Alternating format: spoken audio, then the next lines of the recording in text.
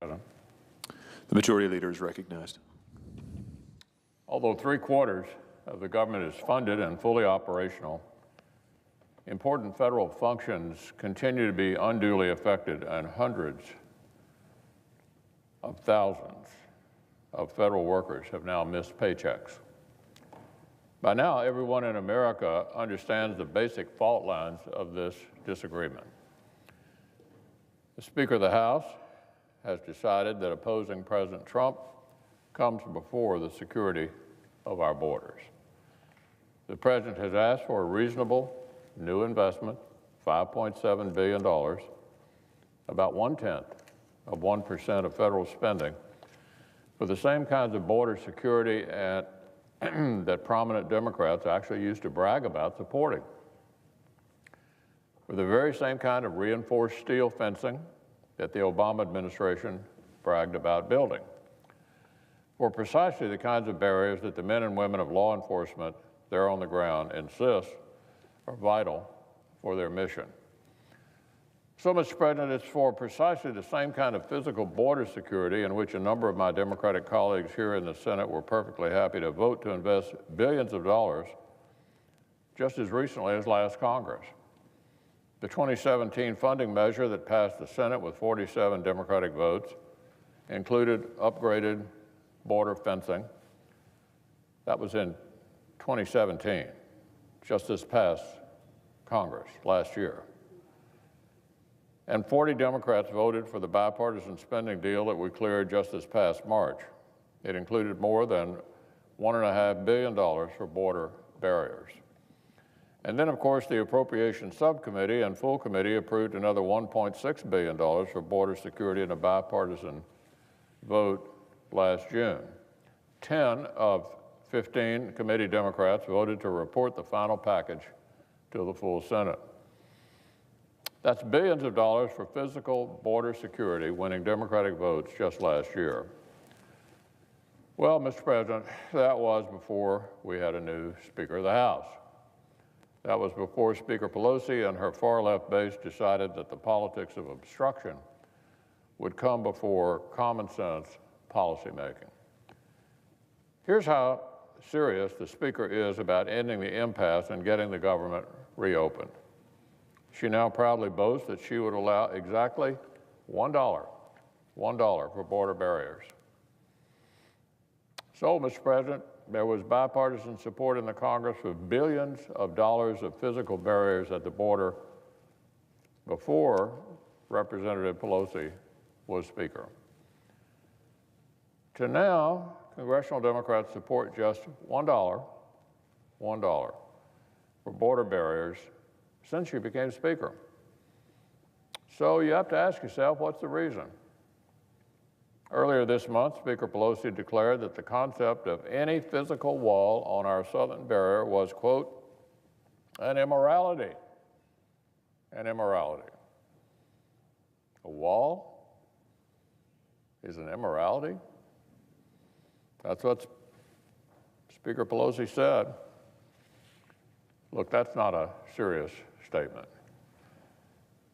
It would be a laugh-out-loud material if hundreds of thousands of federal workers weren't going without pay because the Speaker has decided this absurdity is now her party's official position.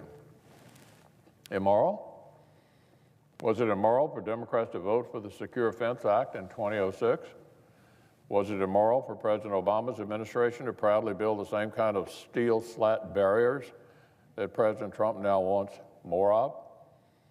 Is Speaker Pelosi calling sitting Democrats immoral because they voted to invest billions in border security over the past few years alone? I'd like to see how this new philosophical opposition to the existence of walls plays out in practice. Shouldn't the Speaker introduce a bill to destroy the walls and fencing that already exist if they're immoral?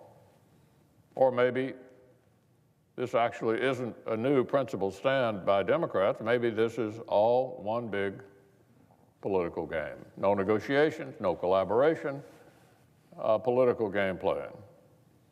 Consider the latest tactic from my Democratic colleagues. They've said The president just needs to drop his request and agree to the Democrats' plan to reopen the government, and then they'll talk about border security.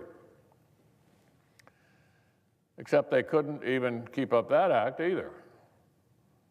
When President Trump and Speaker Pelosi met last week, the president put the question to her directly: if the government were reopened, would Democrats, after 30 days, then compromise and agree to more border security?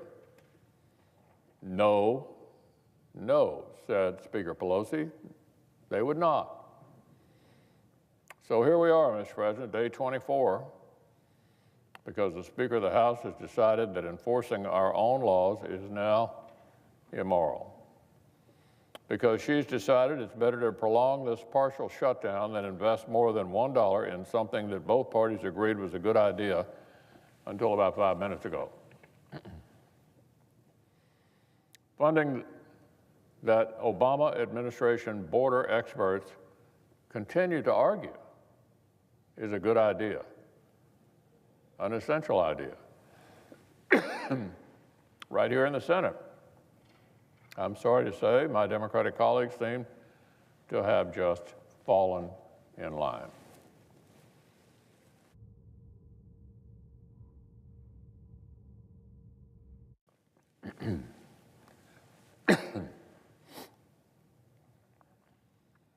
Based on their actions, my colleagues across the aisle seem to agree. It's better for federal workers to keep going without pay than to invest 1/1000th of federal spending in the same kinds of border security that they themselves voted repeatedly to fund in just the past 2 years. I have a hard time believing that every last one of my Democratic colleagues really stands with Speaker Pelosi on this. Hard to believe. Hard to believe Senate Democrats now agree their own recent votes on border security were actually immoral. That it would be better to keep the government shut down than invest 1/1000th of federal spending in fencing that the Obama administration bragged about building.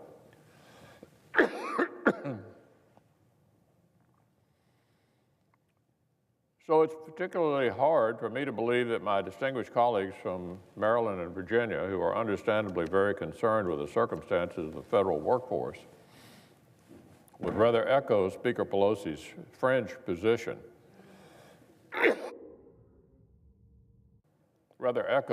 Speaker Pelosi's fringe position than work with the White House to find a real compromise and reopen the government.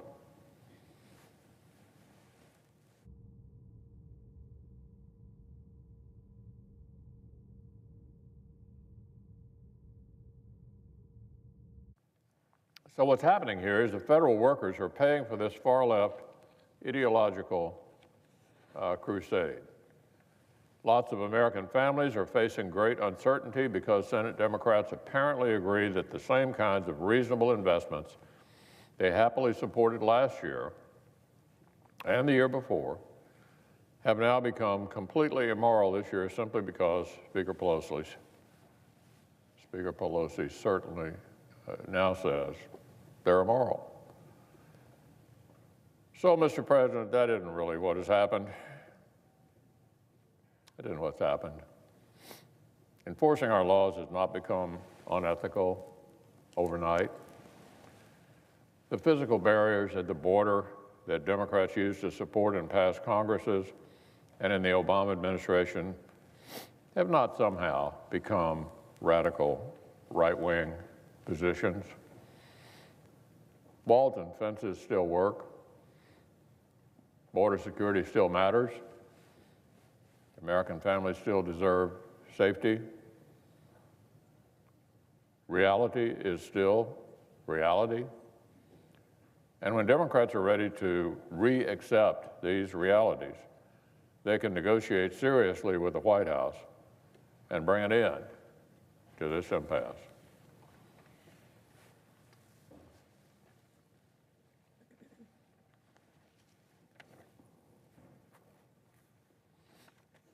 Mr. President, I move to proceed to S1.